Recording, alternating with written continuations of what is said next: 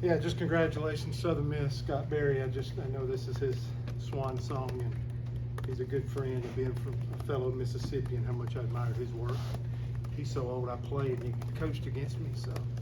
But I've thought a lot of Scott for a very, very long time. And I guess second to our fans, just amazing environment. And I think Auburn baseball now, and in our time here, since I've been able to be a steward of the program, I've just seen the growth to where people are interested in college baseball, this community, this university, and I could just tell that these last 2 days, and then just for the casual fan, I just, the responsibility lies on me. I just felt like the last 3 regionals, we were in such a good spot, and they played such good baseball, and I did not get this team ready to the point of ready to compete for, being able to be there in the last day of it. So, our team made a good run. I tried to tell Bryson and the rest of his teammates how proud I am of them. And, so I'll try to figure out what the responsibilities are to do a better job moving forward. But this group put us in position, a really tough start, and just stayed in the fight the entire season and got us to this point to be able to host the regional at home. And just didn't link it up enough in these 2 days to have success against 2 really good opponents. Questions? Yes. Bryson, this offensively, you guys just couldn't get the big hit. Can you put your finger on what it was these last couple of days? No, I mean, we kind of prided ourselves on, getting the timely hits when we needed to the past month or so. And the past few games, for whatever reason, it just hadn't been falling our way. We, hit some balls on screws today, and, we couldn't really make it fall or make it happen, but I don't think there's really one thing that, we could have really done different. It was just one of those things where, it just wasn't falling our way today. So hats off to Southern Miss. They played a great game. I couldn't be more happy to be a part of this team in this situation. So. Butch, with Ware, how tough, considering he hadn't given up home runs in quite a long time, how tough was it to see him go 3 today? Yeah. There's some things you don't know. So, we since Oxford, we got him back for, I guess, 1 or 2 innings against Missouri, and then tried to get him out there for the tournament. I don't want to use the new technology, but just such good spin rate, survivable fastball. And yeah, they got 3 swings off today on him. And I thought he hung in there pretty good for the circumstances of everything that everybody didn't know. But he's a fighter for us, and we would not have been able to be here without Tommy Bell. So I think everybody knows that. I think you could tell when the first home run was hit in the first inning that the park wasn't going to hold much. And we didn't hit cans of corn. We hit fly balls, and I think that's what we were talking about. Just not quite our approach. We didn't gather energy and deliver in the straight line the same way. And I would say we wouldn't be here without Tommy. And even with the park set up today, I thought with the 3 home runs he gave up, he at least stayed and got a few innings for us. And I really felt like we were 1 or 2 swings away. I didn't think our approach really started getting better till the 6th inning today when we scored the 2 runs. And then we got a couple of runners on. It seemed like the 7th, 8th innings there, but it's hard to rely on 2 out hits at this stage. We need to do some damage early. We need to do a better job against the starters too in the first 2 games. Front center. Butch, how you doing? That first home run, the 3-run, did that shock you that it went out? Yeah, that just carried a little bit more. Yeah, because we're here every day. But yeah, the first one did. I just we had a chance to get an out, and then we had what we classify as a non-competitive walk. So if that's a solo homer, it's not the same. It's like, okay, it's carrying, and the guy gets a hit and backside. We had a backside home run against us last night. And for whatever reason, those don't bother you quite the same. Somebody's got to put an approach and a good swing on the ball. But that one, I think it even shocked Bobby Pierce, who's playing right field, to where he was kind of going back, and then started running back, and he plays that spot every day. So that first one told us that it was going to be of those days where I thought a few balls would go off of the hitting thing, and I watched some of our guys. Ike Irish is a left-hander, and he really got into one, but it's foul. We were not in the middle of the field, the 3 acres to where you were boarded in the ball game. It just seemed like we were kind of around, or if the ball was away, we were a little steep and underneath, and it was a lot of pop-ups and a lot of foul balls when somebody feels like we got our best swing off. And to Bryson's point, we had a bunch of balls that were just kind of hit the guys and couldn't get anything going to hook anything up. But yeah, that first one did surprise us a little bit, but that was early. We knew from then on that it was carried that way.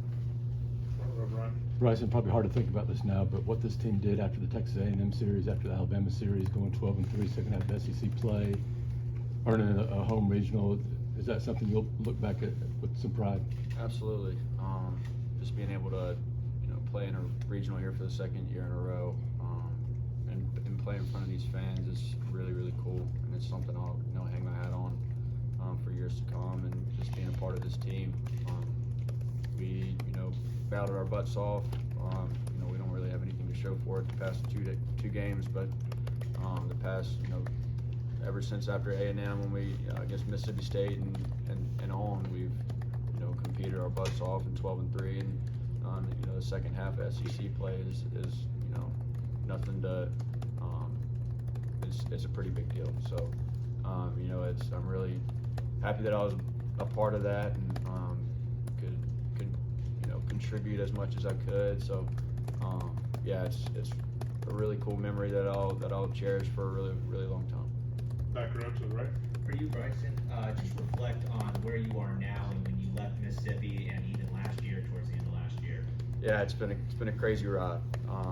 Coming from junior college in South Mississippi, just 30 minutes away from Hattiesburg, where Southern Miss is. It's pretty crazy, that they were the last college team that I'll probably play. So it's been a lot of ups and downs. I was thankful enough to get an offer here, and it's the best decision I've ever made to come to Auburn. And I've had some rough patches here, but at the end of the day, the Lord's got a plan for me, and He showed that this year, and I couldn't be more thankful. That I came here and played for Coach Thompson and Coach Gross and Nani, and just all those guys. They molded me into the man that I am today, and I just couldn't be more proud to wear this jersey in front of the fans and with my brothers to my right and my left.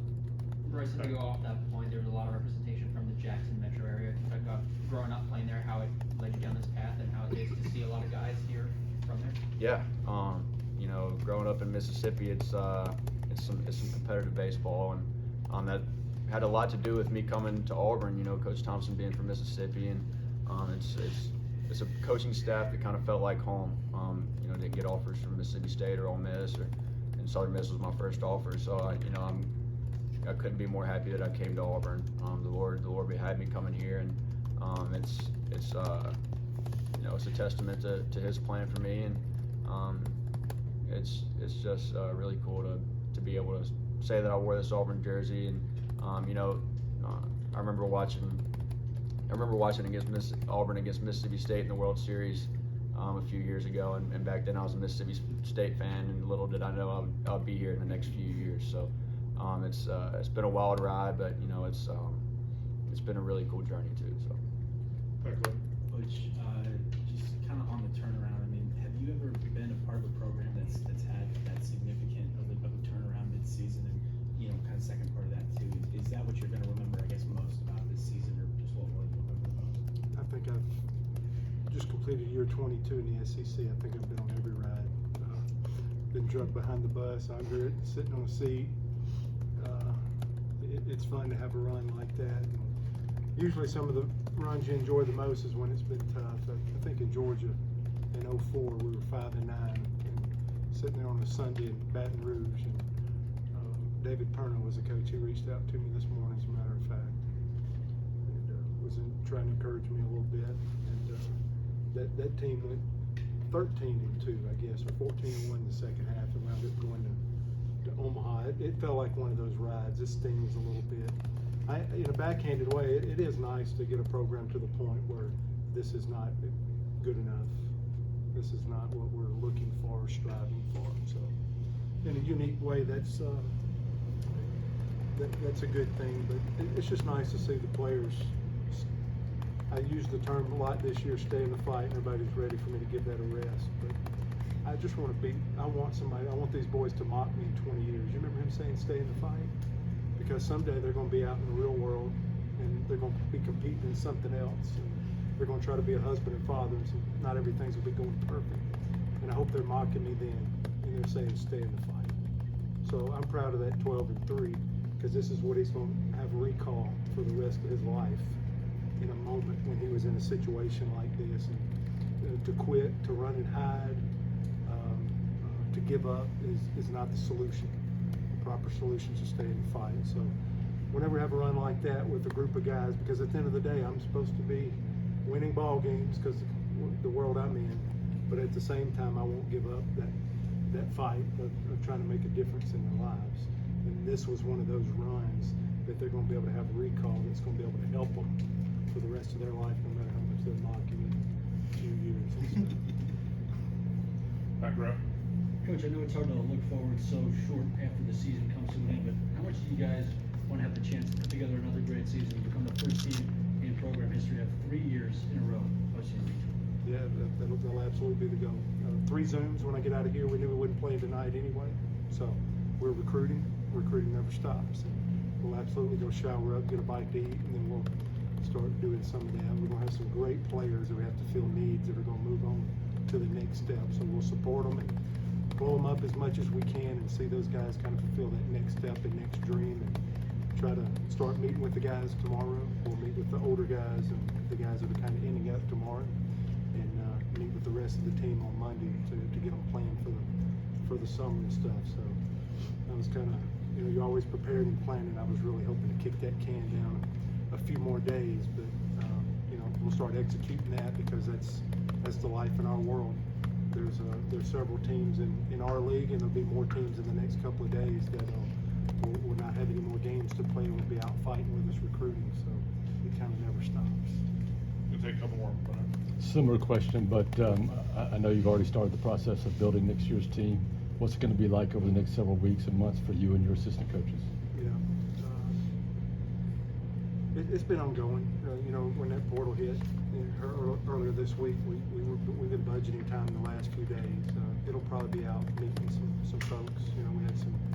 We got another top 10 class coming in, and who's going to come to school, and who's going to think about entering the draft and things of that nature. So it's kind of protecting an awesome group that's coming in. I think the Gatorade Player of the Year was announced for each state across the country. We had 3 of those, so we probably start with those, and maybe some home visits here or there. We got camps coming up and things of that nature. So there's a lot going on. It's a lot of times when you're in that back half of the season, it's been really baseball, and with the team.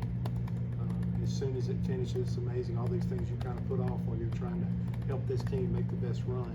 Now all this stuff will flood you. All these people are probably, these good people working with us, been holding stuff for us. They're probably going to start all these things they've saved. It's time for it to land on my desk now. So that's good. We got some facility stuff. It's so exciting. That'll be taking place this summer in July and getting going. So we're busy, and so we need to rest up. Wish we were coming back to play 2 tomorrow, but I'll come in here and start thinking of all the things we can do to keep, trying to build some momentum. Real quick follow-up. Yep. But so you expecting construction to start in July? You pretty much finalized those plans for the. I hope so. And how do you feel about it? Yeah, I feel great, and I think it's good to mention John Cohen coming in has been good to give that baseball. He has so much experience in the ballparks and stuff. So I think our fans will be excited, and I think our people that are investing in this will be really excited, because he absolutely has put some positive twist on to make it better. So he's only been here 6 months, but I think it was a good time that he got here to be able to enhance what we'd already worked so hard on for years to get in place. So I think the timing's excellent, and I think the timing's excellent with what you see in the ballpark the last 2 days. I think we can get more people involved. I think there's some revenue opportunities that are in harmony with one another. They're kind of running parallel and coming together at the right time where there's a need, a desire, and I think all this stuff's hitting well. So I think they've, like I said, I think they've kept some stuff from me, so I'm looking forward to the next couple of weeks kind of seeing where everything's at, and we are excited. Thank you.